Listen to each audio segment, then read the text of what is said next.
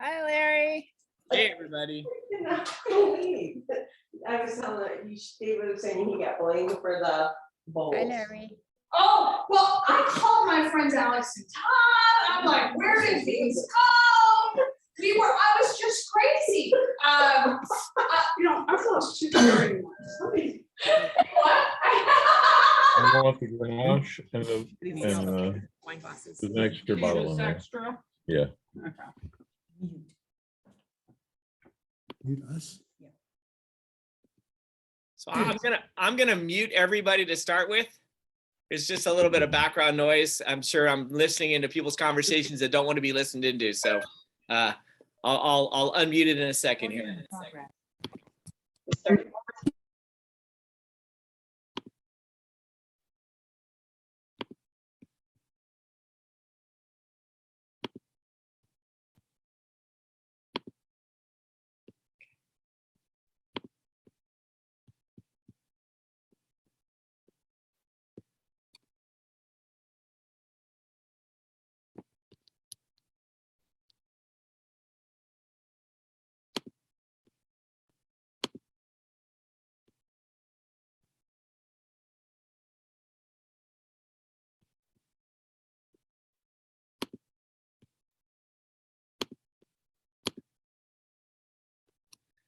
And we'll wait for a few minutes to let everyone get in here.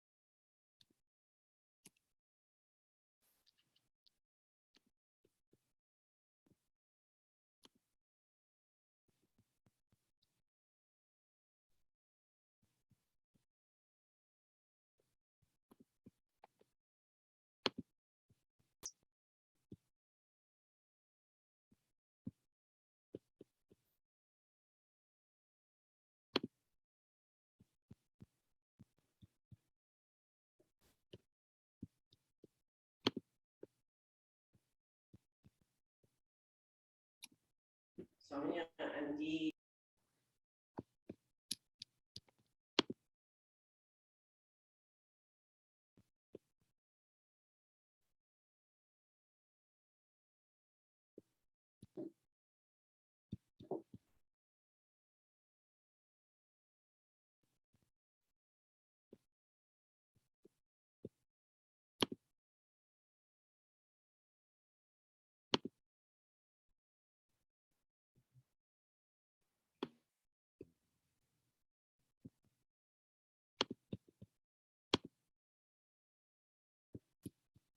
Yeah, I have a reputation for being late to everything I do anyway. So I think some people know that. So I'll wait a little bit longer.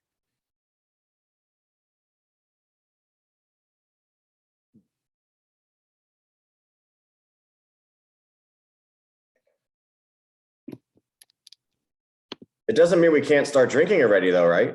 I've started. I don't think anyone should have to wait for me. I guess it all depends on if you have the little 2 ounces or if you have full bottles. So yeah, I've actually I know Matt and Lisa are not out in my neck of the woods. They normally are out in my neck of the woods about this time of the year for an event called Hospice du Rhône. It's a big Rhone event, which is taking place over the next few days up in Paso Robles. So I will be driving up there tomorrow and then pouring on Friday and Saturday. It's definitely a fun event. So the Friday night tasting is a library tasting, and it's pretty spectacular. It's pretty much the best of any, imagine the best producers of Rhone wines around the world.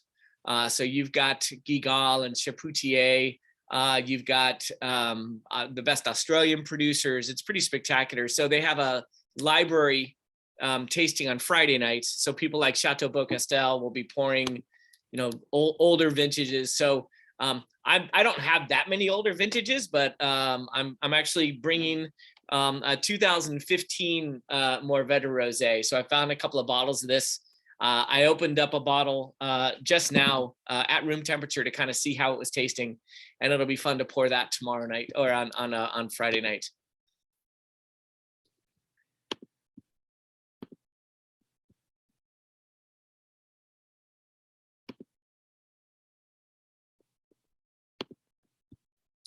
And I am recording this. I know there are a couple of people that couldn't make it. I talk so fast, you guys are going to miss 3/4 of what I say anyway. So you can always go back and hear it after the fact. You can catch me on all the lies I tell you all along the way.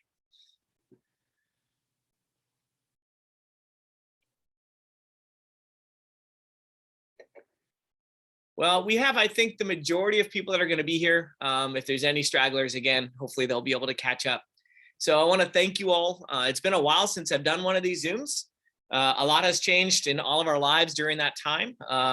Since the last one I did, I got engaged, I got married, and I have a kid on the way. So I guess I've been pretty busy. So a little girl that is due about June 18th. Her name is going to be Georgia Rose. No, I'm not going to do a rosé called Georgia Rose. I promise you I'm not going to do that. But don't be surprised if you see little footprints on a future label. And I'm going to break my rule of letting no one else foot stomp my grapes by allowing her to foot stomp grapes this harvest. So not my wife, though, just her.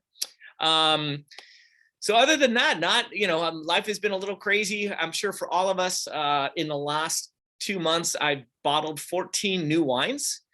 So there is a lot coming down the pipe, which I'm really, really excited about. A couple of these, actually 3 of the wines we're having tonight were bottled within the last 2 months. And I'm excited for how they're already showing. I think they're going to continue to get better, but it's fun to share stuff immediately off the bat that is showing well. My plan is to do another one of these by the end of May.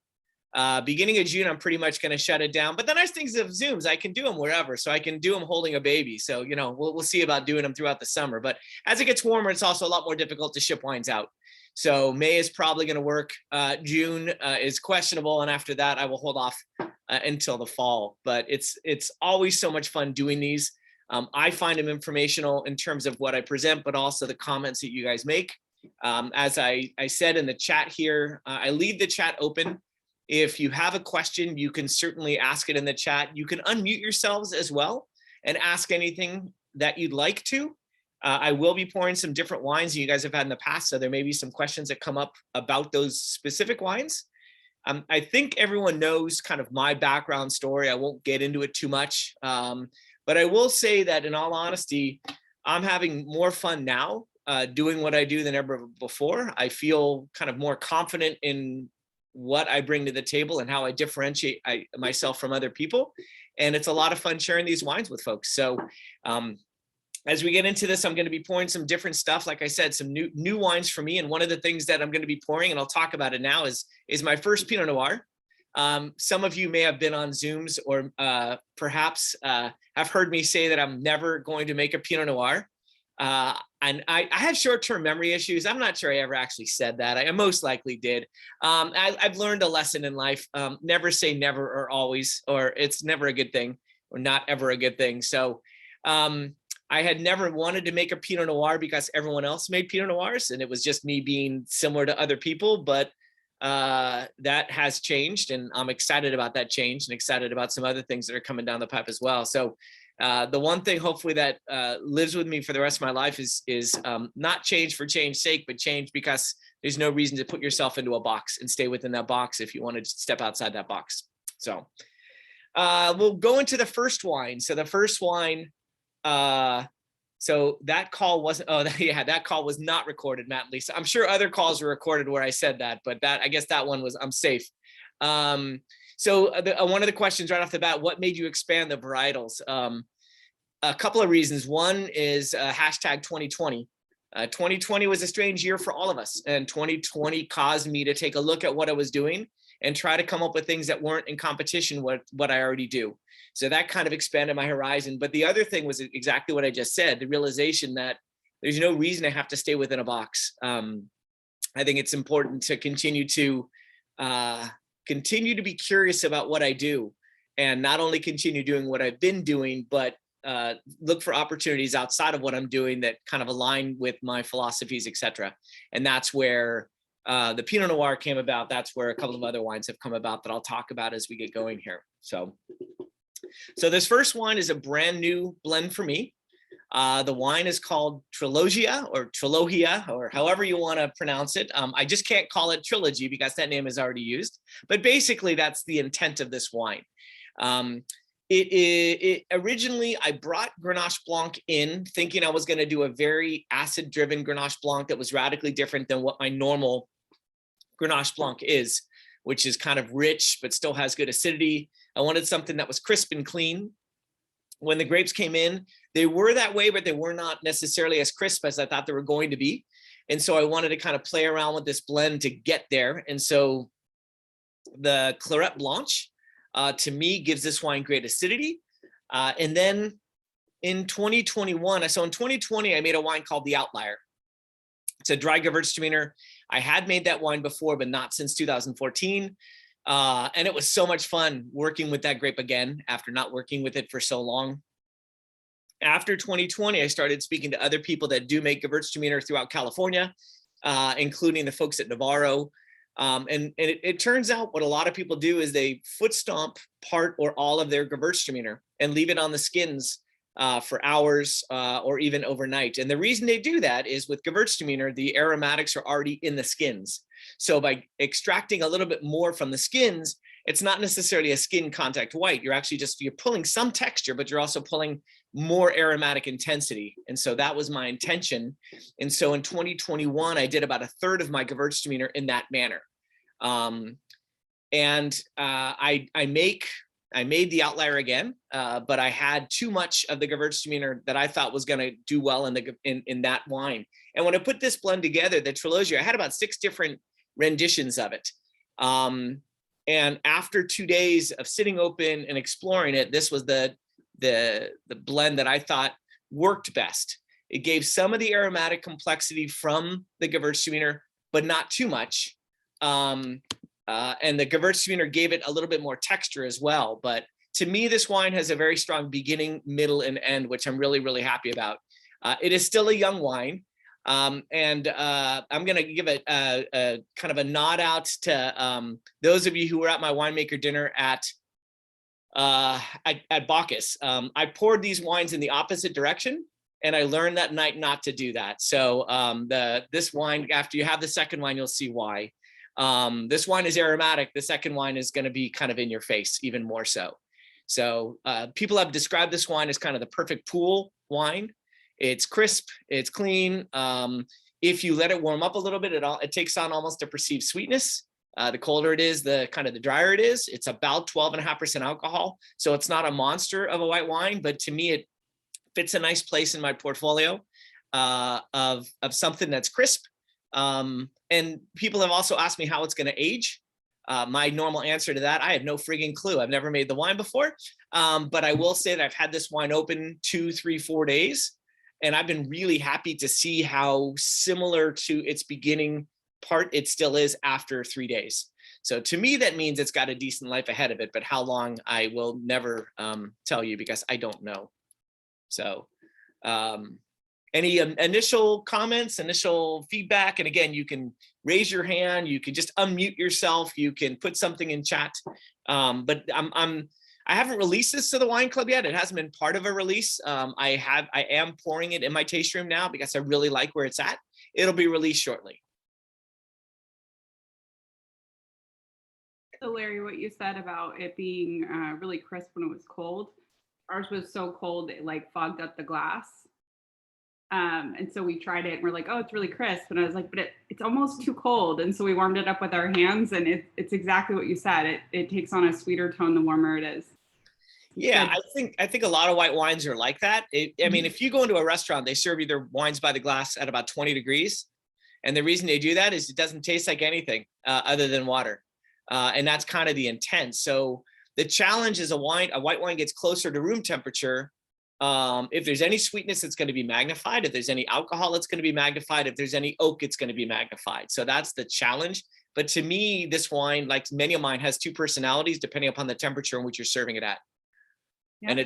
And it's fun to, on a Zoom call, to do what I can't do in front of a lot of people, which is to say, take your time, try to the different temperatures, because it really does make a difference. You know, most people, when they drink wine, they don't necessarily think that. It's, I'm going to drink it at this temperature, I like it or I don't like it, and they're not going to explore more. And to me, I mean, I love white wine. And I think a lot of people feel like white wine is not as quote unquote complex as red wine, but I would disagree. I think white wine is more transparent than red wine in terms of how it shows. And it's fun to kind of explore that whole spectrum. But we like it. It's good. Fantastic. I had started out, I had, due to work, had not put the wines in to chill. And so they only got in for about 10 minutes. So I put those little cold stones in the glass. And when I first tasted it, that's when I was getting sort of the sharpness of the citrus and things like that right up front. And it was very different and a very different nose. And then as the stone loses its coldness and the wine starts warming up, it's a completely different taste. It's really interesting to see that just in a few minutes. Yeah, I mean, it happens with most wines. Again, it's just a matter of taking note, and we don't tend to take note like that. But I think younger wines are probably apt to change even more, just because they're so tightly wound and they're just starting to kind of unravel. As I said, this literally has been in bottle since the beginning of March. I think it was March 8th that I bottled it. So it's still a very young wine, but I'm really pleased, as I said, about how my wines are showing right off the bat. And, you know, people talk about bottle shock. And I have no doubt that that is a thing. But what I find is that my wines pretty quickly after bottling still show well. In fact, I opened a bottle of this the day after bottling at room temperature. And it was wonderful. So why the different barrel treatment? That's a great question. Thank you, Steve. So the Grenache Blanc was barrel fermented and barrel aged in older oak. I wanted to give a little richness to the Grenache Blanc because I thought it was going to be very austere. The Claret Blanche was fermented in oak and aged in oak because that's what I did in 2020. And I loved that 2020 Claret Blanche, so I kind of wanted to mimic that. The Gewürztraminer was stainless steel fermented, stainless steel aged, and I'll always do that with Gewürztraminer. The idea with Gewürztraminer is those aromatic compounds are so in your face in a good way that I don't want to minimize that at all. So I'm not trying to build texture with that wine per se. I'm trying to hold on to what the grape is giving me. So it's stainless steel fermented, stainless steel aged, as cold as I can. You ever do a tasting with the component wines and then the composed wine? Individuals? Yeah, for people. Feedback. I do not tend to do that. Let me go backwards. So when I put my blends together, what I generally do is I have 4, 5, 6 iterations, but I also have the individual wines separately. And so when I'm putting the blends together, I'll have a number of people try these wines. The employees that work for me, my wife when she's drinking, other employees in the taste rooms near me. Ultimately, I'm going to make the final decision. But the one thing I don't want to do is be blinded to something that's right in front of me that I don't get. So if a wine is showing something that I'm not catching, I want somebody to be able to pick that out, because we all have different abilities to pick up different things in a wine. You know, use something like TCA with a corked wine. We can all be sitting around in a room. 5 of us can say a wine is corked. 10 of us can say it's not, because our sensitivities are different to that one compound. But I tend not to do the individual, just because the other thing is a wine on its own may not show as well as a wine when it's put into a blend. One of the things I learned at Fess Parker, and not that I do this, but if you have a wine that has high volatile acidity, for instance, it may not be pleasurable on its own, but a little bit of that in a blend actually raises the aromatic profile of a wine. So a fault in and of itself can be a wonderful addition to a blend. If you have a wine that has Brettanomyces and smells like barnyard, it in and of itself may not make a beautiful wine, but a little bit of that in a blend actually adds quite a bit of interesting aromatics. So one of these days, I'll actually mature and do these tastings for people at wine club parties, etc. I just haven't gotten there. So my wife is pushing me for me to do that. So maybe I'll do a composite tasting at some point, but not as of yet. Oh, Larry, Yes. what's interesting, one of the things you mentioned earlier about the tasting size versus the bottles. We went with the bottles because we've been enjoying seeing how they change over the next few days. You kind of touched on that too, with that the whites can last, and so we got them. And it's going to be really interesting to see about 3 or 4 days, how they change. Yeah, and I'll be please do kind of continue to give me updates. I get asked that question all the time: how long can a wine age? And it's such a variable question depending upon the individual wine, depending upon the chemistry of the wine, a bunch of other things. The other major thing to me, how much has gone from the bottle. Once you're about halfway done, unless it's a brand new wine, those wines are not going to really last the test of time, especially an older wine. So, people that talk about, say, have Coravins and, oh my gosh, this wine lasted 10 years after taking an ounce out. Well, you're taking an ounce out, you're not really changing much of the nature of the wine. You start taking a glass out and you're going to change the chemistry of that wine, no matter how much argon or nitrogen you're putting into it. But of the wines we're trying tonight, especially the first two and the Pinot, we'll get into it, but those wines should continue to evolve for the next 3, 4, 5 days, for sure. So when you open up the second wine, you'll understand why it should go second and not first. So I did a winemaker dinner, and that wine, the Malvasia was done first and the Trilogia was done second. And the comment I got again and again and again is, gosh, this Malvasia is so strong that it kind of killed the Trilogia. The Trilogia seems so muted compared to it. Now, you just had the Trilogia. It's not a muted wine at all, but this next wine literally is going to kind of put your nose on fire in terms of the aromatics. And I would love to take credit for that. Malvasia Bianca is another aromatic white similar to Gewürztraminer in that the aromatics, the esters are already there in the skins. So I don't really need to do much to get those out other than cold ferment, age in stainless steel, because that's going to hold on to those. Another winemaker talked about this type of winemaking as a war of attrition, that we start with something really good and it's only going to go downhill from there. And I don't think that's true with most wines, but when it comes to an aromatic wine, it kind of is. So you want to hold on to everything that's given. And the way this came about, this comes from the same vineyard that my Clairette Blanche comes from. So I was out testing my Clairette Blanche in 2021 to see when I was going to pick those grapes in. And these grapes it's the next block over. And so I went ahead and started tasting these grapes, and I just fell head over heels in love with this wine, with these grapes.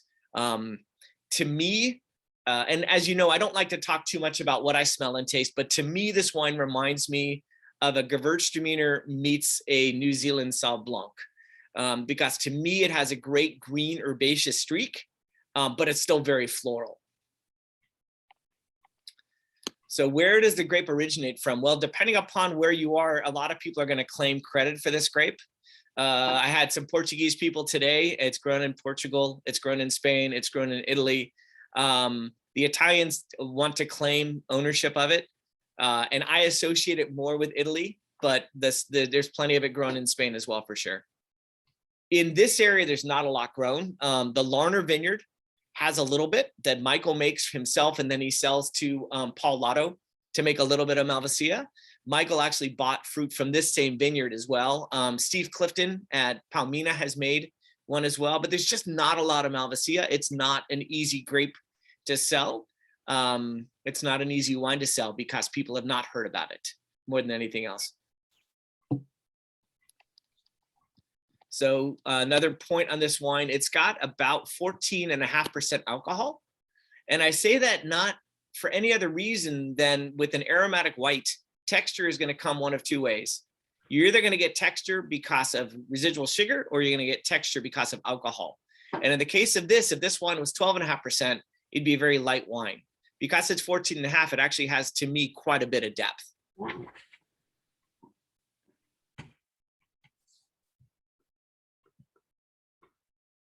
So Steve, what wines do I make from Larner? Whatever I can get my hands on.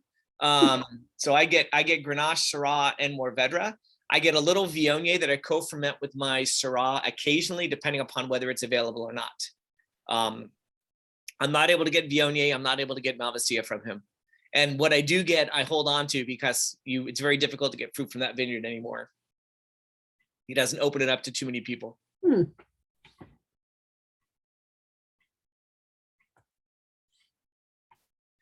again, this wine was only bottled a month ago. This is another one that the day after bottling, I brought into my tasting room. I opened it up at cellar temperature. And within about 2 hours, I sold 8 bottles of it, just because the aromatics of it were so kind of wild to people. Really interesting. Yeah, I'm sure you guys probably all do get the green element in it.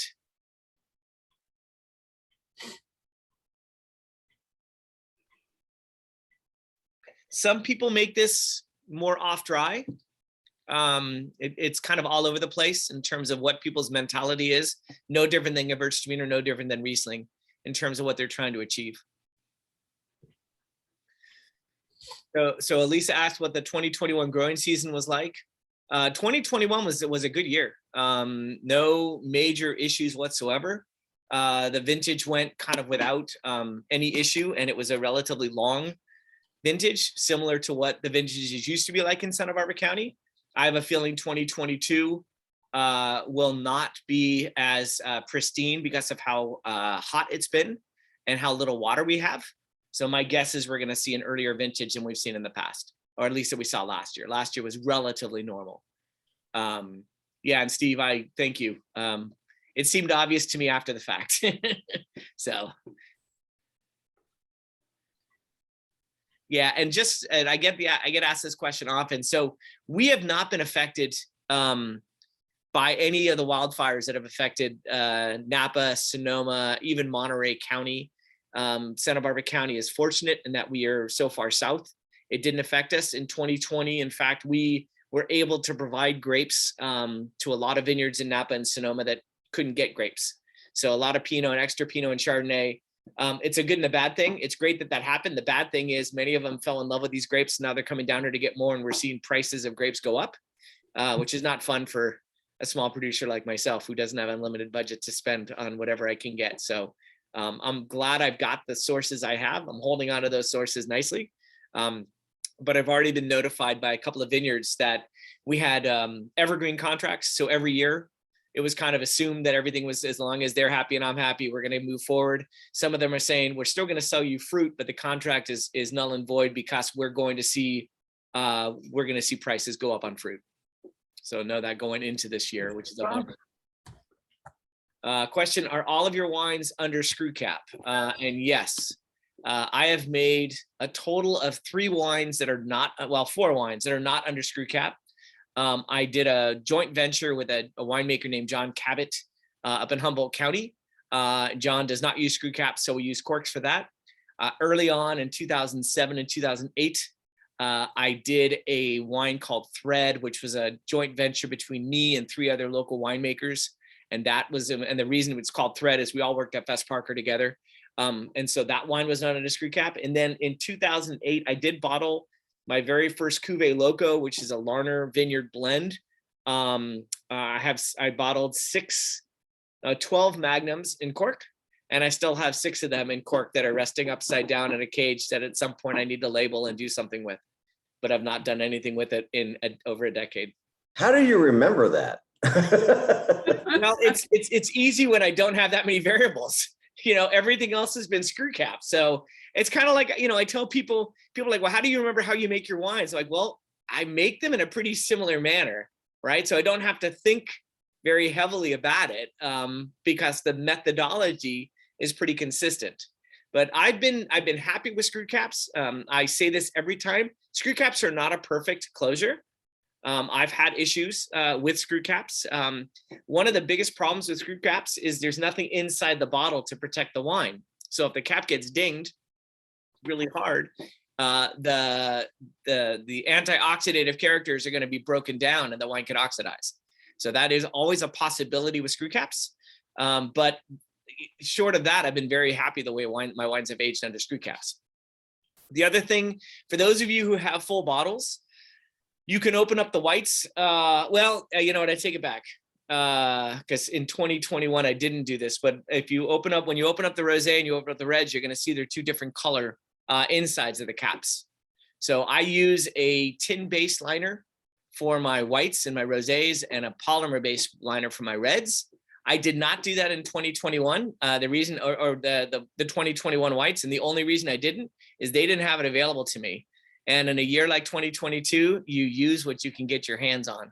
So my choice was either to use that or not bottle under screw cap. And so a handful of my wines were bottled in a different way. And then there's a question, is there any truth to the belief that wine ages better in a Magnum? That's a great question. I would say that theoretically it does, because the surface to volume ratio is different, but I think it also depends upon the chemistry of the wine itself. So I can't say with certainty, but the theory is true that is kind of what happens.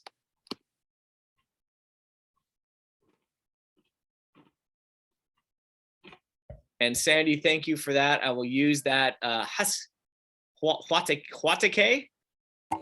Huatakai, okay. Fantastic. Thank you so much. Lawrence, I do not have any of my own vineyards.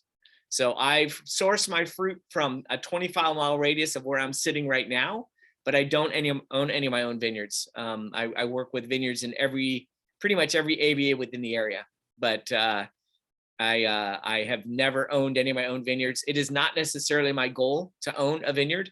It is, I know, for a lot of winemakers. It's not that I don't want to own a vineyard. I'm okay not owning vineyards because I work with very different fruit from very different areas. And I like the diversity of the fruit that I work with. So even if I did own my own vineyard, I would still source fruit from a lot of other places because you can't grow everything in one site. Impossible.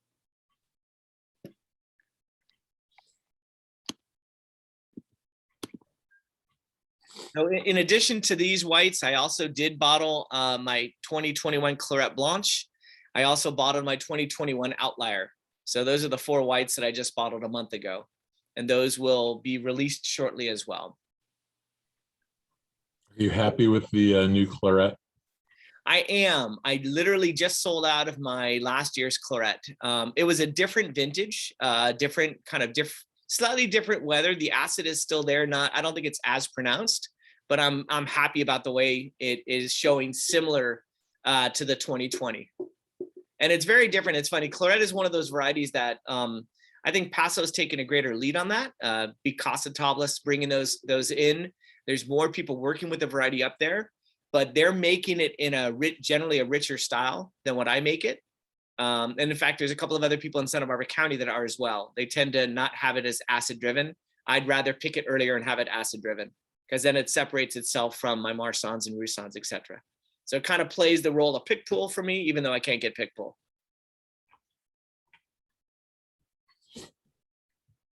Yeah, and there are more people planting a wider variety of Rhone whites, but not a lot of them. And there's a couple of winemakers who tend to get as much as they can and don't necessarily share. So that's okay. They get in first. They're okay to be able to do that. So if no other questions about this, and so my goal is to continue making Malvasia in 2022. I will be getting fruit. I most likely will, if I bring in a little bit more fruit, I most likely will foot stomp some of it, like I did with my Gewürztraminer. and see the difference between the two. I have to bring in a large amount to be able to do that because I don't want to press just a very, very small amount of grapes on day 2. So if I feel that the Malvasia, if I feel the demand is there, then I will go ahead and do that. But I make so many wines. I don't want to continue to make too many wines, or I'm gonna confuse the heck out of people. I'm never gonna have a hard time picking wines for Berserker Days. Believe me, there are always plenty of Berserker Day wines. And then They're also good though. It's like, to come up with like a 6-pack. I'm like, oh my gosh, how? well, that's why I do 3 or 4 different ones, right? And then this wine will be available shortly. It's not up on the website. Well, actually, it is up on the website right now in terms of a 6-pack. So I'll talk about that as we get going here tonight in terms of if you wanted to get your hands on some of these. Mark is asking, how many bottles case of wine do you typically make? I make about 2,500 cases a year, give or take a couple of hundred, but that's over at least a dozen different wines.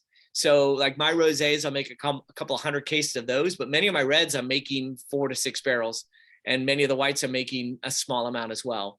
So we're talking 100 to 150 cases in most of my wines. So a pretty small amount. But in some cases, like the Pinots, I did just 2 barrels. I did about 45 cases of each of the clones that I did. So sometimes it's much smaller. So Larry, what's Berserker Days? Regina and I are confused. Sure. I'm curious. So there's if you really want to start heading down rabbit holes, here we go. We like rabbit holes. There is a wine bulletin board website called Wine Berserkers, BERSERKERS. And it's basically a way for people to communicate about wine. So people will post tasting notes, people will get on and talk about those tasting notes. People will talk about individual producers. They'll talk about vineyards being sold, wineries being sold, talk about all kinds of stuff. And it's worldwide. Berserker Days is the celebration of the first date when that site went live, which is January 27th, which happens to be my oldest child's birthday. So it's easy for me to remember. On that day, a lot of wineries put together special offers for that one day. It's kind of a thank you to the people that are on that board. It means something different to me than it does to most other winemakers because I'm very active on that board. There's a lot of winemakers who are not, but to me, it's an important part of my community. Just before I did the Zoom today, I had 3 people here from Ohio who I actually quote unquote met on Berserkers. So it's a way for me to communicate. I did a winemaker dinner in Boston that Matt and Lisa were at, and that was kind of arranged through Berserkers as well. So it's a social thing. It's a great source of information in general. There's a travel forum. There is a restaurant forum. So if you're really into wine and want to broaden your horizons, it's a good place to go.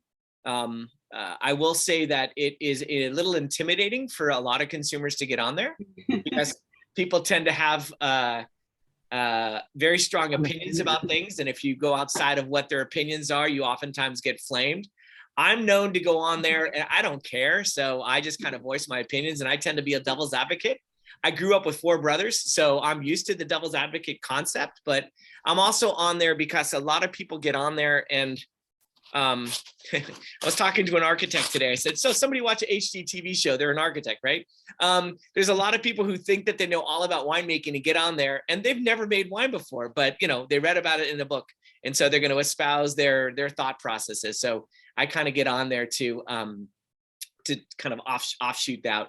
But Berserker Days, it's a pretty fantastic day of special offers. It's not only wine, there's some food purveyors that get on there as well. And they're on there all day long, so you can interact with them and ask them questions about what they do. Cool. I will say, it was 3, maybe 4, probably 4 years ago now, maybe, oh gosh, even more. COVID just, my mind. Add 2 years to everything. Yeah, exactly. My new And that's philosophy. where we first tried your wine, and you're able to buy something without breaking the bank. And we haven't stopped drinking your wine since, and gone to the tasting room, never even knowing where it was, but now we did. So it really opens up for people and it makes this happen and people stay attached.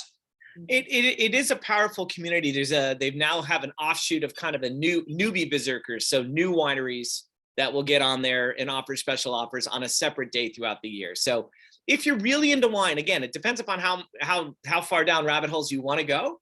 But it is a fun place. It is, like I said, a very social place. I was in Texas doing tastings, and some of these tastings were set up by people from Berserkers as well. So it's a pretty powerful group of people. Every year I do an event in Orange County, Southern California, called Fall-tacular, which is put together by Berserkers as well. Raises money for Laura's House, a house for domestic violence. And they have all kinds of benefits throughout the year to raise money.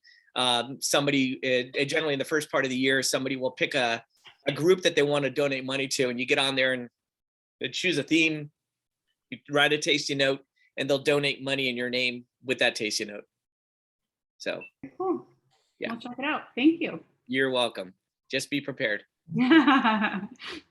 Well, and what's really funny is I'll have people almost every week come in here, and if you're not active, you're basically referred to as a lurker, not a berserker, right? So, but pretty much every week I have people that come in here, and they say, "Oh, I know you from the boards. I don't know you, but and they're always surprised that I'm kind of the way that I am on the boards. And I look at them and I'm like, should you expect me to be something different? But we all know how social media is. You have your one personality and a completely separate one. I don't. So that may be a good or bad thing, but I am who I am. So yeah, and I do Zooms for groups on there as well. So all right, well, let's go ahead and get to the next wine. So this is my Cinsault Rosé, my 2020. My 2021 is still resting after bottling. But my I'm very happy where my 2020s are at this point. People tend to think of rosés having a very short life. And I think that can be the case, but I don't say it is all the time. And I find my rosés to really sing after a little while. The Cinsault Rosé, this is only my second Cinsault Rosé. I decided to start making Cinsault Rosé in 2019. I've been making 100% Mourvèdre Rosé since 2013. And in 2019, it was a relatively short crop for Mourvèdre. So I only got about 60% of what I thought I was going to get. So I ended up bringing in Cinsault, thinking I was going to blend the two together. And after the Cinsault started fermenting, it was so distinct from the Mourvèdre that I just decided to go ahead and make two rosés instead of one. So this was foot stomped on the skins for 6 hours. And that's all the color it came up with. The berries are huge. I think I've talked about this in the past, but think of the largest table grape you can, and that's the size of these berries. So if you think of the juice to skin ratio of a large berry versus a small berry, it's a lot more juice compared to the skins. You're just not going to get a lot of extraction. So the first year and the second year, I left it on the skins for 6 hours. Actually, in 2021, I left it on the skins overnight. And in 2021, my Cinsault Rosé is actually a little darker than my Mourvèdre Rosé, which is pretty interesting. But just aromatically, texturally, they're very, very different. My Cinsault Rosé is definitely my more warm weather, serve it chilled rosé. The Mourvèdre Rosé tends to be a little more textured, not quite as high in acid. And it's fun to have the two side by side. A good rosé is really good after 2-3 years. I agree. I'll tell you what, like I said, I'm drinking this 15, which, has been in bottle now for 6 years. And I'm pretty amazed that it still has quite a bit of life ahead of it. And you don't necessarily I don't go in making rosé thinking that's going to be the case, but it's always nice when that happens. But yeah, I mean, if you're into Tavel or if you're into especially Bandol, those rosés just become more and more and more interesting over time. It's a matter of having the patience to let them sit.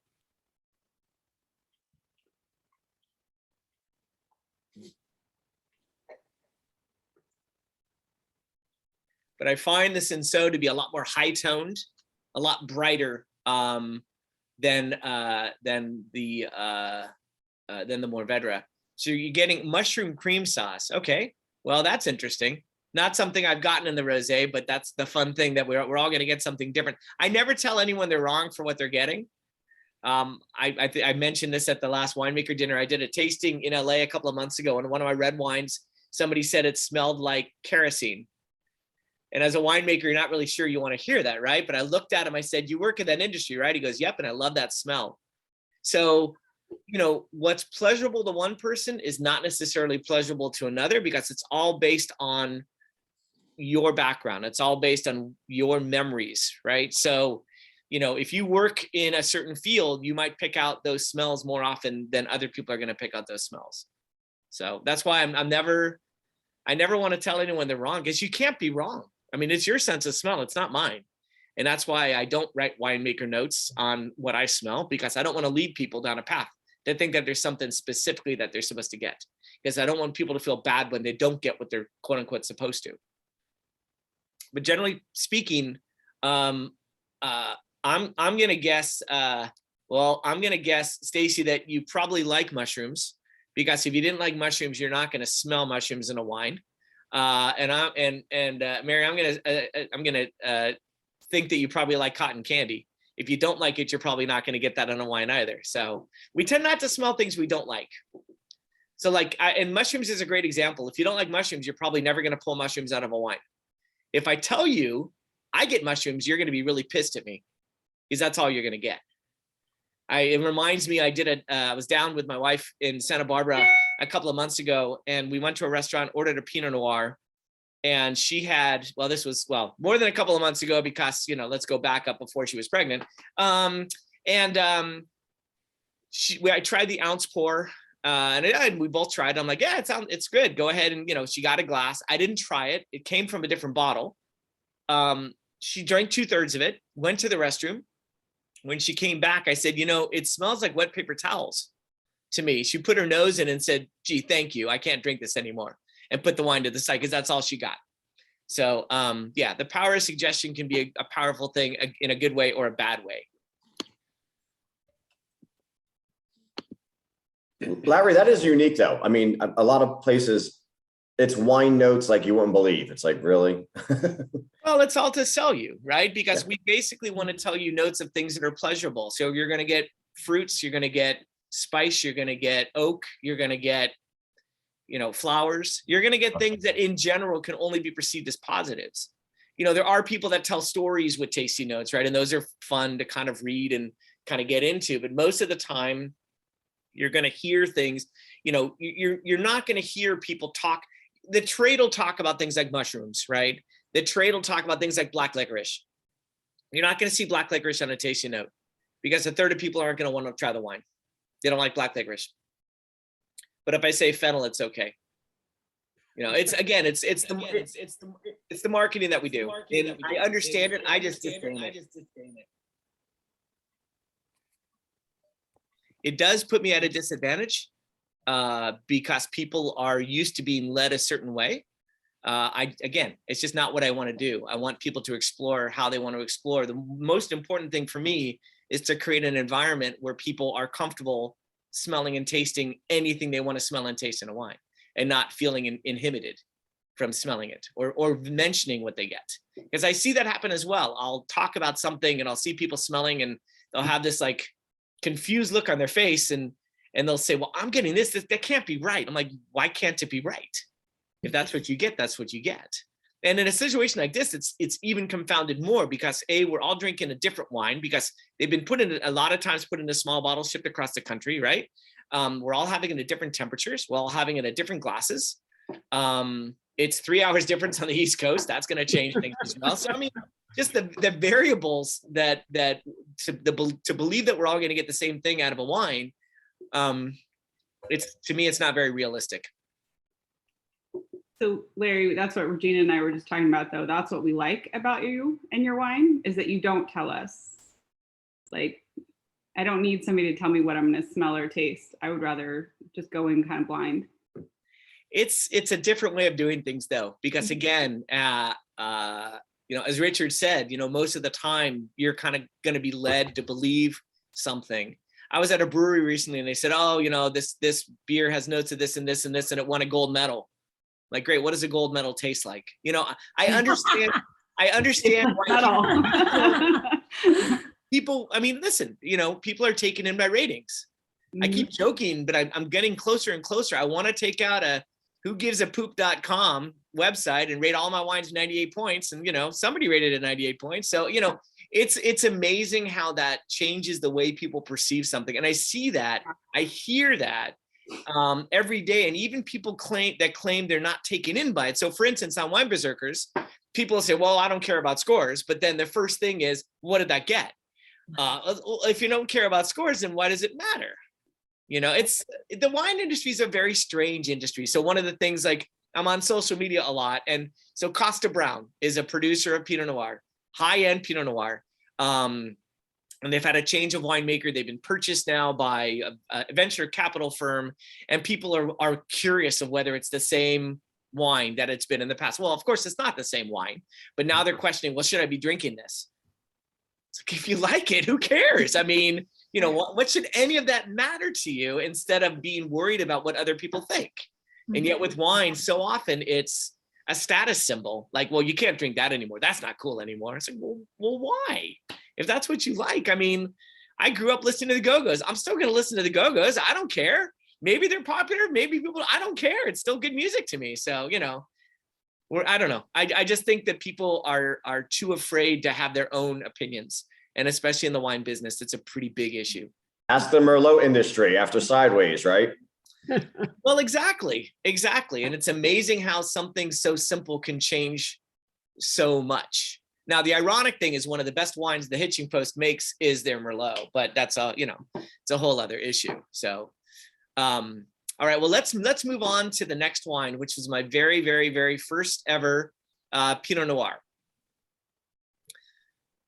So this is a Pinot Noir that comes from a vineyard called the Kessler Hawk Vineyard, which is in the heart of Santa Rita Hills. For those of you who don't know where Santa Rita Hills are, they are west of where I'm sitting right now, about 15 miles, within about 5 miles or so of the ocean. They sit right in a transverse mountain range that allows cold air to come pretty far inland and allows the grapes to stay cooler than they normally would stay. This vineyard is right next to a pretty famous vineyard named Clos Pepe. If any of you ever heard of Clos Pepe. There's two kind of corridors, of vineyards in Santa Rita Hills. One of them is Santa Rosa Road. That's where Sea Smoke is. That's where Sanford is, Sanford and Benedict. And then this one is the 246 corridor, which is where Melville is, Babcock is, Foley is. The one misnomer about Santa Rita Hills is it's known as a really cool climate, but there's parts of it that are very, very warm. So depending upon where the grapes are grown, they're going to show very, very different characteristics. In the case of this wine, I made three different clones. 114, 115, and Pommard. The 114 and 115 are both considered to be Dijon clones, isolated from the Dijon region of France. The Pommard, it's a Pommard 4 clone that was isolated from the Pommard region of France, brought over to Davis, and then kind of released in the mid-50s. The reason I worked with these 3 clones, 115 and Pommard, I've worked with in the past at Festparker, and I know that those clones are capable of making standalone wines. The 114 I'd worked very infrequently with, but I did know that Adam Tolmack, who has a vineyard called Ojai Vineyards, a very well-respected vineyard, he buys fruit from the rows right next to mine and makes a standalone 114 Pinot. So I knew that it was possible to do that. And so I brought these in separately, fermented them. So foot stomped them. I was told you shouldn't foot stomp Santa Rita Hills Pinot, that the stems are going to be too noticeable. I said, well, I guess we're going to find out. Foot stomped them, fermented them, pressed them, aged them in 4+ French oak barrels. There's a lot of talk of neutral oak. Neutral is a relative term. To some wineries, neutral oak is 2-year-old oak because it's already been used one time. When I look at neutral oak, I want to have oak that gives literally no impression of itself on the wine, flavor-wise or texture-wise, in the sense I don't want oak tannins that come from the oak, and I don't want overt oak aromatics. I need the oak because I need the microoxidation that wine takes place in oak versus in stainless steel, but I don't want any overt oak qualities. So by using 4+ oak, it's hidden in the background. this was an interesting wine. After about 8 months, the individual clones really started to emerge and show themselves off. Before 8 months, the wine was kind of hidden in a weird kind of, the stems were noticeable and other things were noticeable. It wasn't very Pinot-like, but the longer it's been aging, the more Pinot-like it's become. And that was my whole thing. When I made this wine, 9 months in, I had some friends taste the wine. I said, just tell me it smells like Pinot. And they said, yes. I said, great, my job is done. Anything beyond that, it is what it is. So the question, do I foot stomp all my grapes? I foot stomp all of my red grapes and a handful of my white grapes. And I have done that since 2014. I joke that I don't let anyone else foot stomp my grapes other than, well, it's not a joke, it's a reality. I do it all. And 2 reasons why. One is liability. Every year I get stung by bees, I get bit by spiders and yellow jackets that come home with the grapes. Much more importantly, my favorite movie in the world is Big, and I'm never going to grow up. So if I can stomp until I'm 110, I'm going to. I'm selfish in that respect. But I really like for my wines, I like what it does. I never claim that whole cluster is what any other winery should do. It just seems to work for the style of wine that I make. And I'm very happy about that. And that's been an evolutionary process over the last decade for sure. And then my logo is an oak leaf because I used to do a lot of trail running, a lot of mountain biking, a lot of hiking, and it was always done with kind of California live oaks. That's number one. And number two, I love the change in the fall. We don't see that in California, obviously, but I love the different changes of colors that oak leaves can get. And so I figured that would be a kind of a powerful visual. And that's why I've kind of kept that oak leaf. So yeah, you can see. Well, those of you who have the full. I did bottle this in a burgundy shaped bottle. My original thought was to bottle it in a Bordeaux bottle, like I've done all my other wines.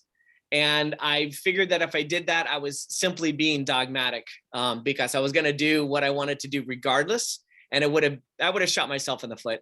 Because when people see a Pinot that's bottled in a Bordeaux shape, they think either A, I don't know what I'm doing, or B, it's a cheap wine. So it's a pretty simple thing. And the glass that I used was probably the cheapest glass I've ever used. It's California glass, a very small punt. It doesn't matter. I'm not really concerned about the glass I use. I'm concerned about what's inside the bottle more. Thank you for not making it too large or heavy like some other people do. It's so annoying. Well, it's part of marketing, right? You know, the bigger the bottle, the more value you think the bottle has. I mean, I understand that. Again, it's part of the industry I don't like. And the reason I wanted to use Bordeaux bottles to start with, there's a universal.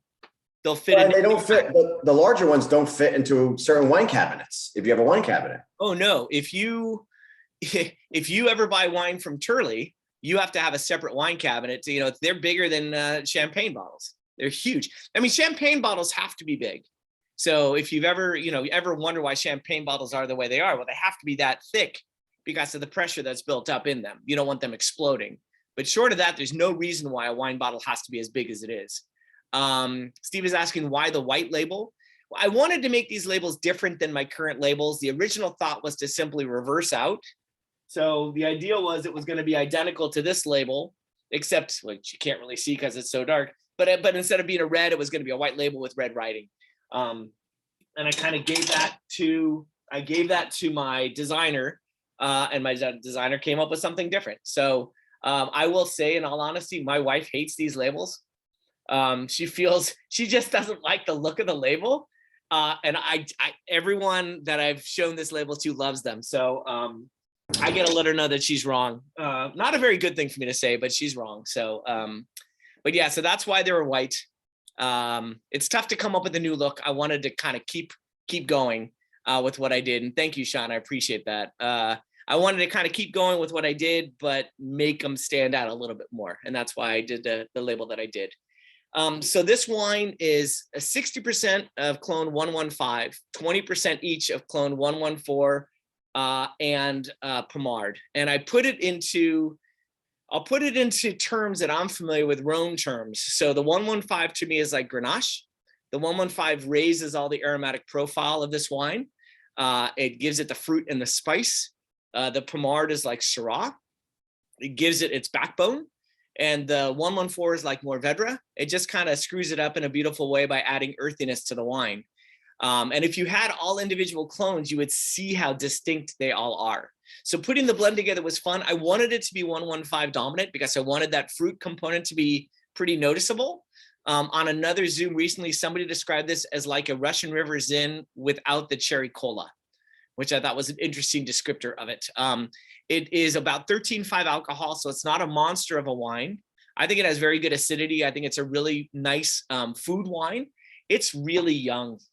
I mean, you know, we're talking about a wine that is bottled just 2 months ago.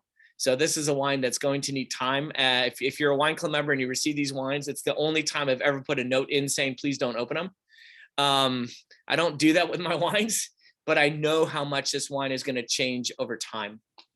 And I already know how much it does change over time. When I have a bottle of this open 3-4 days, it expands tremendously in the palate, becomes a lot bigger, becomes a little less bright. Still plenty of fruit, but it brings other things to the table as well. Larry, were you pouring this at World of Pinot? I was pouring this at World of Pinot. Yeah, I was pouring all 4 of my Pinots at World of Pinot, but there was only like 700 Pinots there. So, you know. Yeah, no. No, but I mean, if you did, I mean, in my opinion, it's changed already. And like you said, it's young, going to change and all that. I mean, I love it. I mean, but it's amazing how it's changed just in that time. Well, when I poured a World of Pinot, it had been bottled, I think the week before. Oh, wow. I decanted it the night before into my Erlenmeyer flask, put it back to bottle to try to open it up. But it was really, really young. And then, you know, at that tasting, I poured all the clones and people thought they were barrel samples because it's funny, clonal Pinots used to be a big thing where winemakers would pour multiple clones from the same site, and you don't tend to have that happen anymore. And to me, the fun is I love doing it because to me, if the wines are different, you should show them off. And these clones all bring something very distinct to the table. So in 2021, I added 777. So now I have 4 clones. They're all being held separately. I don't know what I'm going to do with my 2021s, but in the case of the 2020s, I have this one blend, which was 5 barrels. And then I bottled 2 barrels each of the clones. So all 4 of these are available on the website. The 115 is closest to this, except it's even brighter fruit wise and it has more acidity. The 114 is the polar opposite of this. It's earthy. The fruit is really a darker profile. And then the Pommard is kind of in between. Pommard has more structure, not quite as bright fruit, but kind of a more elongated palate. So these grapes were harvested in 2020. So this is I don't know if I might have put something incorrect, but it is a 2020 bottled 2 months ago. And this was the first time I've worked with Pinot Noir for my brand. So in 2021, again, I worked with the same vineyard. I don't have plans to work with multiple Pinot vineyards at this point. I mean, I'm still not a Pinot producer, right? I'm a Rhone producer, but it's fun playing around with some other stuff. And we'll see what the reaction to these wines are, and then I'll kind of go from there. But I did make more Pinot in 2021 than I did in 2020 in hopes that it was going to be well received. We like the label, Larry. We have a question for you. Thank you. Like I said, I got to tell my wife she's wrong. So she's not going to want to hear that, but. Tell her I said she's wrong. Give me the bad cup. Well, It luckily, is fun to taste Pinot from you, though. It is something new that I've not tried before, obviously.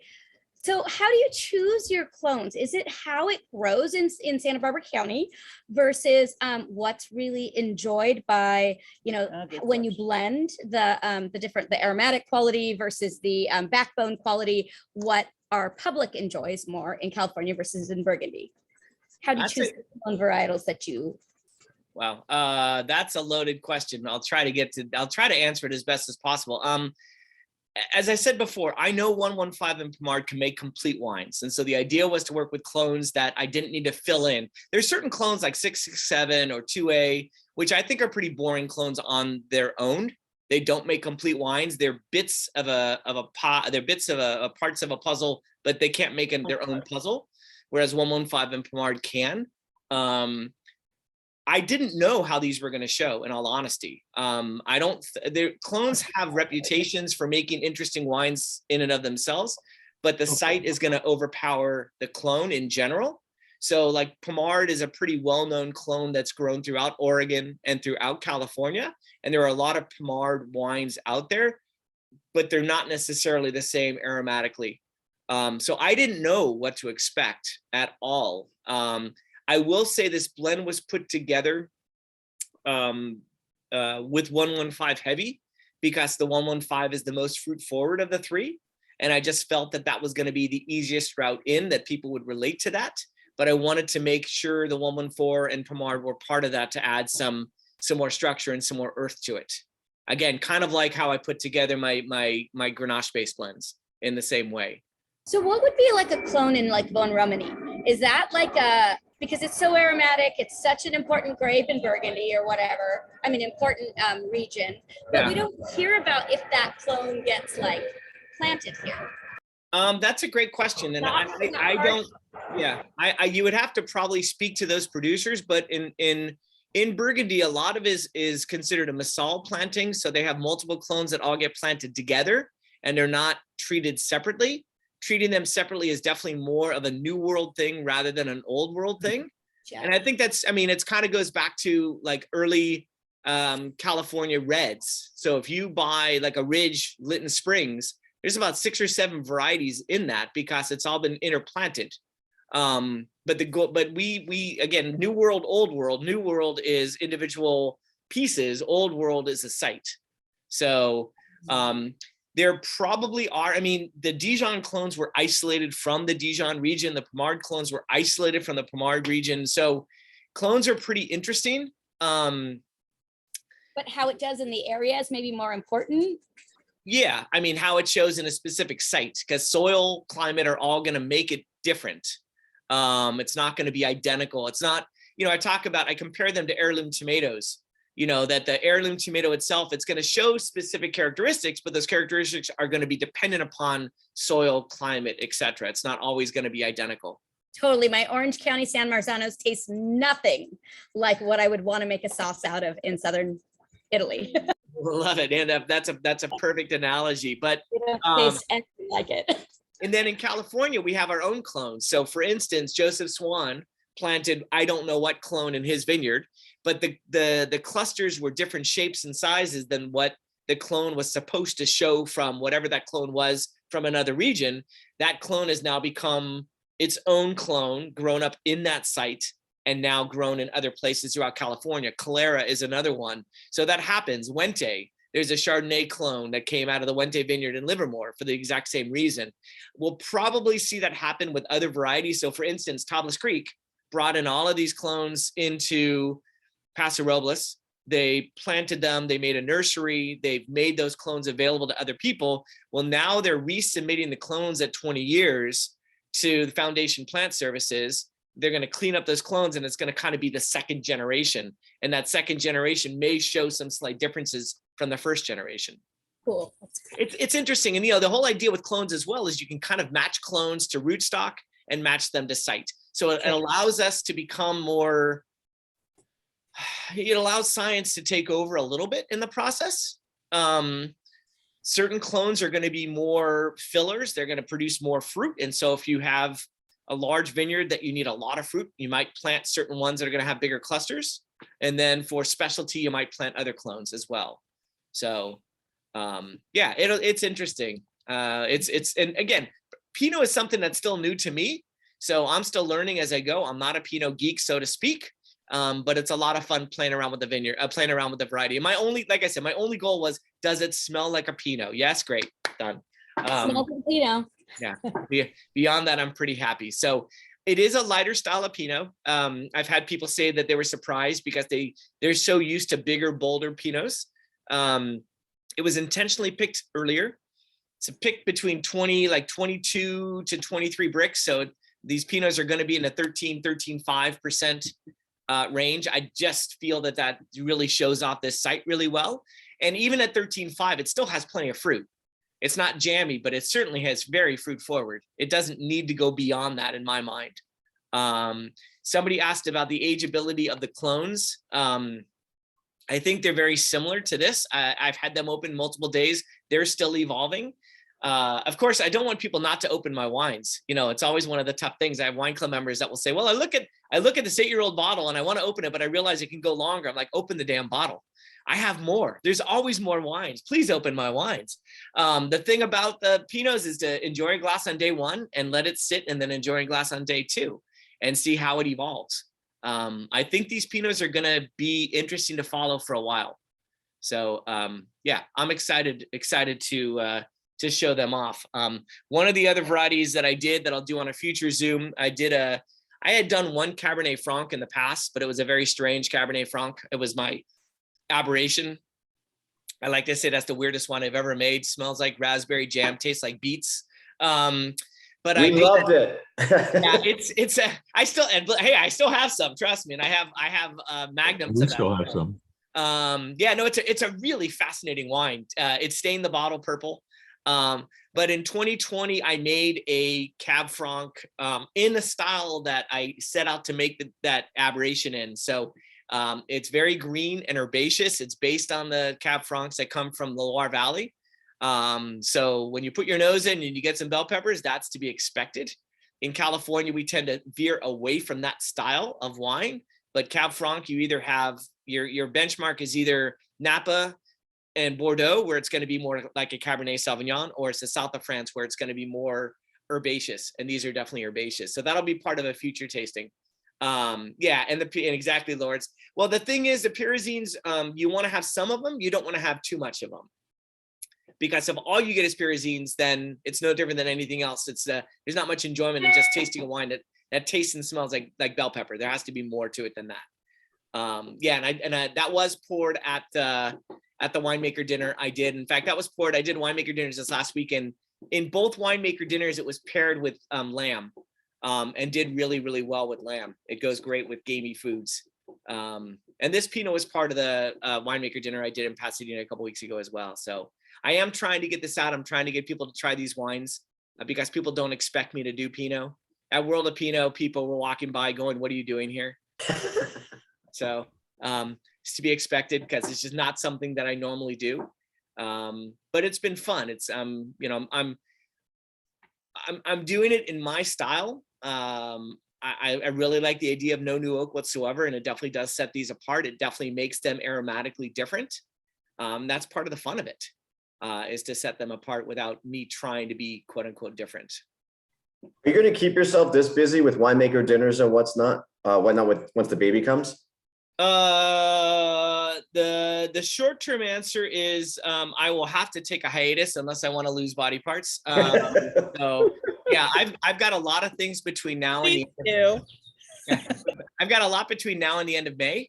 Quite a few. Yeah, Steve, I have not nailed that down. Believe me, if Wally would ever get back to me, I might have that happen. But I'm doing, there's an event. So I'm doing Hospice to Rome. There's an event coming up called Wine Masters, which is a fundraiser for cystic fibrosis. It takes place at the back lot of Warner Brothers Studios. I'll be doing that. I'm doing a winemaker dinner in Long Beach. I'm doing an event in the South Bay of LA. I'm doing a winemaker dinner in Redondo Beach. So I've got quite a few things. My wife is coming along with me to each of them, though she's not really going. I mean, she went to the dinner in Pasadena. She showed up so that I can, try to get everyone's sympathy with the, pregnant woman. But she doesn't really like hanging out with a bunch of people drinking wine. It's not her favorite thing to do these days. So she's coming with me to Paso Robles, but she's probably not going to be hanging out very much at the tastings themselves. So, but yes, you will certainly see a picture of me holding a baby, and I'm going to have a puppy in the other arm because babies and puppy, I'm going to kill it. I'm just going to, if I can get both of those in one picture, I'm going to rent a puppy, probably rent an extra baby because I'm going to need sympathy as much as I can. So switching things up entirely, we'll go to the last wine, which is a Grenache. And for people that haven't tried my wines, it's pretty funny that, I'm pouring a 2020 and then I'm also pouring a 2014. People are a little confused how I can do that. The only reason I can do that is because I'm financially unstable. But other than that, no, I'm kidding. I like to hold on to wines. I like to see how they age. And I think that most of the Rhone wines that I work with really age wonderfully. So Redondo Beach, I am going to be at Gabby James, which is in Hollywood Riviera. And that'll be on Tuesday, April 24th. I'm sorry, Tuesday, May 24th. And that should be announced shortly. I'll put information up as soon as I have the final information on it. But Gabby is probably going to have her dad. So her dad does Love and Salt. And so it'll probably be, I think it's going to be an all French menu. They're excited about doing stuff. So hopefully that information will be out there shortly. Yeah, for those of you who don't know, I grew up in the South Bay, so it's always fun for me to get back to Redondo Beach. That's where my dad grew up too, Larry. Yeah. Yeah, no, it's I love that area. So yeah, no, I was born and raised up in Rancho Palos Verdes. So of course, as soon as I say that, people go, ooh, but I love to tell the story. So for those of you who don't know the area, Rancho Palos Verdes is if they call it the Santa Monica Bay, because on one side of the bay is Santa Monica and Malibu, and the other is Redondo Beach, and then Palos Verdes. Palos Verdes is known as this very kind of hoity-toity area. Well, when my parents bought their house, it was cheaper to buy there than it was to buy in Torrance, because no one wanted to live up on the hill because you were 30 minutes away from any freeway. So all of our neighbors worked for Lockheed, TRW, and Hughes. They all worked for in the Redondo Beach or North Redondo Beach area. So it's changed quite a bit over the last 50 years, that's for sure. Sure has. But yeah, so it'll be fun to get back there. So this last wine is a Grenache from a vineyard called the Watch Hill Grenache. Watch Hill Vineyard. Watch Hill is a vineyard that is just south of the city of Los Alamos, so about 10 miles north of where I am. It is the first Grenache that I ever made back in 2006. I set off to try to find vineyards for Grenache relatively late in harvest. And one of the big vineyard management companies told me that this was available. The first thing I did, I was working with a gentleman named Michael Seguin, who has a label called Cayena. And Cayena, he calls himself the Grenache King. So out of deferment, I kind of gave him the first right of refusal. He said, no, I'm good. I said, great, I'll take it. I was supposed to get like 1.5 tons. I only ended up getting 3/4 of a ton. And I didn't really realize what I had until after it was done fermenting. And it was a really special place, really special vineyard, special Grenache. It has warm climate elements in that the aromatics are very bright, but it also has cool climate elements in that it holds on to acid and holds on to tannin really well. So I love it. And it's very different than the Larner Grenache that I make. Kind of what I'm trying to do with Pinot is the same thing that I do with Grenache, which is show off sight, because just like Pinot, Grenache wears its sense of place on its sleeve. So I now I don't work with Watch Hill anymore. Their pricing, they kept ratcheting the pricing up. So I stopped working with them after 2015, I think. So I'll have one more release. But I work with another vineyard called the Spear Vineyard, which is out in the Santa Rita Hills. So I have Larner and I have Spear, still two very different vineyard sites, because it's fun to show off the kind of the yin and the yang of this variety. This wine, even though it's a 14, to me, it still has a lot of oomph to it. It's got a long life ahead of it. A lot of Grenaches that are out there are very light. I'd say California Grenache, to me, 90% of the time smells and tastes like strawberry candy. It's a very easy way to make Grenache. The tougher thing is to come up with Grenache that can be standalone, but a little richer, a little deeper. And I'm very happy about the way that this wine has come out, and the fact that it still has quite a long life ahead of it.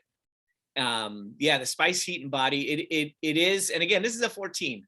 So, I mean, for those of you who are getting in the small bottles that was shipped, a week or 2 weeks ago, that's indicative of the fact that this thing still has a long life ahead of it, which I'm very, very happy about. I like this wine on day 2, probably more than day 1. Day 1, it's exuberant. On day 2, it kind of starts to mellow out a little bit and expand. But it's kind of a testament to the site and a testament to the way that I make my wines in terms of ageability. So when did I know that I wanted to spend my life making wine? I still don't know that. I'm still figuring that out. But no, about 20 years ago, I knew I had to do something different. And I'm not a wine geek. I don't collect a lot of wines. I don't drink a lot of wines. I know that always freaks people out. But I love the process, and I love talking about the process, and I love demystifying the process. I would say in the last 3 years, I've really kind of honed into who I am and what I do. And I'm just happy as heck doing what I do. I am blessed to spend my day doing things like this, and I don't take that for granted. I really am fortunate. compared to most people that I know in terms of how they spend their day. When am I going to give up winemaking for teaching? So I am teaching at UC Davis. Davis has a continuing professional education winemaking certificate program. So it's all done online. They've been doing it for about 30 years. And they asked me to teach a class during harvest, which I did. And it was actually the wine production. It was the first class I took getting my master's degree. So it was a real trip. I turn it on people. I say, think of a theoretical class you took in college. And now that you've had all the experience in the real life, go back and teach that class. And that's kind of what I did. So it's been a lot of fun teaching. I'm going to be teaching again this summer. So, which will be a little bit of a challenge with the new baby, but basically I'm more like a glorified TA. The classes are already written. The lectures are already pre-taped by the head of the program. I get on once a week and lead a discussion. I kind of add color commentary to what the material is, but I also am able to kind of cut through the BS of it. I use an example. During one of the first classes, somebody asked about a term. They said, I'm confused about this term. And I looked at her, I said, you know, I've been making wine for about 20 years. I've got a lot of winemaker friends. No one I know has ever used that term. Forget about it. So I look at teaching as kind of a revenge sport. I'm able to cut through the BS, try to get to what I think is the useful information. There's plenty of rabbit holes to go down to in learning about wine. But boy, that's, there's certain things that are just not worth it. The fun thing about teaching the class is 40 students around the world, all in different parts of winemaking. So people that were doing home winemaking kits in LA, to people that are doing all natural wines in British Columbia, to people that are working a harvest in Champagne. All the material is going out to them, but they're all going to look at it differently. They're also all paying about $2,000 a class to take these classes. So it's not like people have said, gosh, I want to do that. I tell them how much it is. They're like, well, maybe not. But they are people that want to have a degree, but that don't, and it's not a degree, it's a certificate, but they want to have the Davis education without going to school full time. So it is a great program. And I tell the students, by the time they're done, they're going to know more science than 90% of the winemakers that are making wine. That's not going to make them a better winemaker. Just because you understand the theory of winemaking, it doesn't make you a winemaker, right? Yeah, and it's no different. I mean, I explained that it took me 10 years to be able to call myself a winemaker and feel comfortable calling myself a winemaker. Before that, I was simply learning on the job.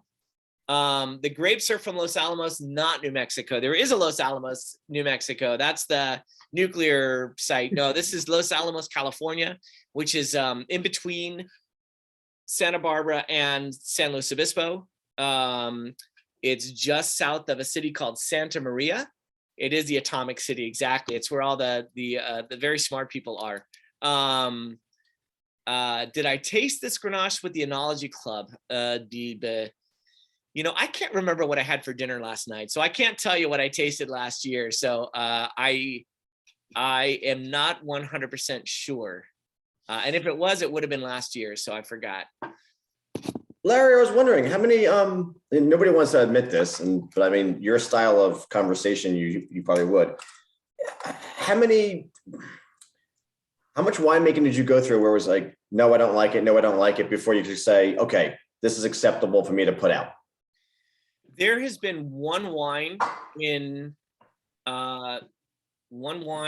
17 years of winemaking that I never released, that I bottled. Only one. It's pretty rare. I have made wines and decided to blend them because I didn't feel that they were distinct enough on their own. I've only made one wine that I found didn't meet what I was looking for. And I'm not a perfectionist when it comes to this. I'm really not. In fact, I'm surprised sometimes that people like certain wines of mine when I'm not that enamored with those wines, but it kind of goes to show that it's not about me. It's about how other people perceive things. I think one of the challenges in winemaking is a lot of winemakers that fall in love with their product and they can't understand why people don't like them. Again, it's not about me. I use this all the time. I tell people I have a master's degree in this. I teach. I understand the science. That doesn't explain wine. What explains wine is your reaction to the product. And I try not to control that process. I let that process be. Sometimes you're going to like a wine, sometimes you're not going to like a wine, and that's okay. You know, I've started saying recently, people say you try to make good wines, and I say, no, I don't. And they kind of freak out. They're like, why would you say you don't try to make good wines? I'm like, well, define good.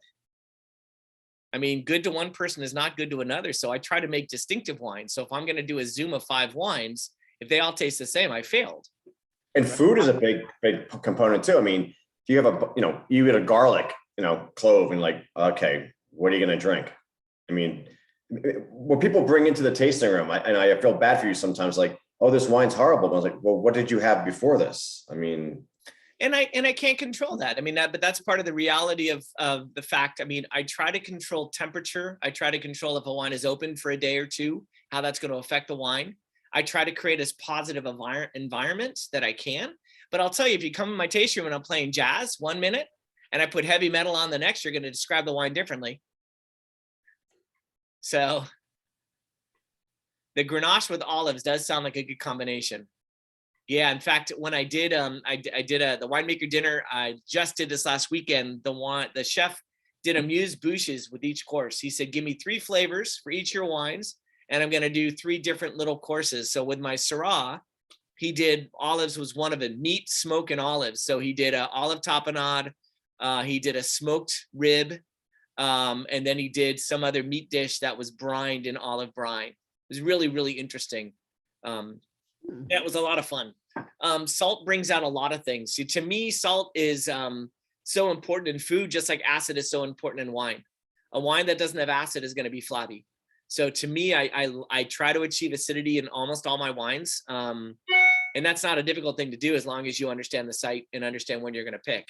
But I'm really not a fan of high pH wines that don't have any acid, that are very rich, but they're not really refreshing. To me, they're more difficult to pair with food in general. You have wines like that, they're going to go great with barbecue, and that's pretty much it. They're going to be more cocktail wines. I want to make wines that you want a second glass of, for sure. So I mentioned before, I did put together 6 packs of both of, so there are 5 wines, and the 6-pack is adding adding 1 more of either the white or the red, depending upon what you wanted. The code to use is ZOOM, ZOOM. If you use that code, then it's a 20% discount off of those 2 packages, but any of the wines on my site. And I'll leave that up for about 48 hours. So if you did want to order some wines, you could. But those 6-packs are already kind of discounted. So with that discount, I think it brings it down to about a 25% discount on those 2 different packages. And then if you wanted, so the Trilogia is up there individually. The Malvasia Bianca is not. So if you wanted that, just let me know and I can make that happen as well. So, and my plan again is to do another one of these before the end of the year. It'll probably be somewhere around the last week of May. So I'll make that announcement in the next week or so to try to get signed up. I apologize to some of you who I took so long to get to your wines. I was really good with some people and really bad with others, and I do apologize. And thank you for those of you who know you are, who reminded me at the last minute to continue to send wines out to you. But yeah, no, I'm excited about doing more of these, and I have plenty more new wines to share with you guys. And then if you have specific requests for wines, I tend not to do really old wines just because I don't know how they're going to hold up over a week or 2 weeks being in small bottles. I know younger wines tend to hold up better than older wines, and my goal is to have an experience where I kind of understand what the wine is. So I would be hesitant to do older wines, but if there's other wines I've talked about or other wines that you're curious about, let me know. I'm more than happy to consider doing them. So any final questions whatsoever? one quick one with the heat coming up. I know you said May is probably the last one. Larger bottles, does that survive the heat a bit better than the smaller one, the tastings? No, not necessarily. Okay. I mean, I won't ship in extreme heat. So luckily, in a weird way, FedEx is being pretty good in terms of shipping stuff cross country. It's not taking necessarily as long. So things are only going to be in transit about a week at the worst case scenario. In most cases, it's 1 to 2 days. But if it gets really warm, I just won't do it. I'll cancel it. It's just not worth it, because again, the goal is for you to try the wines in what I think is a good position. And if it's not going to be that way, then I'm not going to do it. But just remember, so the code is Zoom, the promo code, if you wanted to go ahead and order anything. And I'll leave that up for about 48 hours. So the baby, yeah, the new baby will be no, the new baby will not be bottle fed, at least not for the short term. So at least, so I've been told. There's certain things I have no control over in this process. I thought I controlled it all, but I realized I don't. The factory is controlling it right now. I'm factory adjacent, but I'm not the factory itself. So I was gonna say, nor will she. She won't really be able to control it either. oh no, she thinks she's going to. So it's her first baby. So, So yeah, little girl's name is going to be Georgia Rose. Georgia is her grandmother's name, and Rose was one of my grandmother's names. So, and I'm not, like I said, not going to have a rose called Rose, I promise, or Georgia Rose. It'd be great to have one wine named after her, but my 3 previous kids are not going to be real happy if I do that. So, I have to save political face here. So, well, cool. Well, thank all of you for joining me and for hanging on. I know it's, late on the East Coast and in the Midwest, so I do appreciate it. Give me any kind of feedback. I did tape this, so I'll be sending the tape in case you want to watch it at another time. But thank you all. I really, really appreciate it. And thanks for joining me in my storytelling. Thank you. Thank These are you. fantastic. Thanks, Larry. So fun. We'll see you in June. We're coming up. Fantastic. Thank Well, you, Larry. let me know in advance much, because Larry. I'm not going to be around much. In I June. know, I Thanks. know. Bye. This is good. This is so good. Bye. All right, Very, guys. very Take care. fun. Thank you again. Thanks, Larry. Have a great night. Bye, Larry. Bye, guys.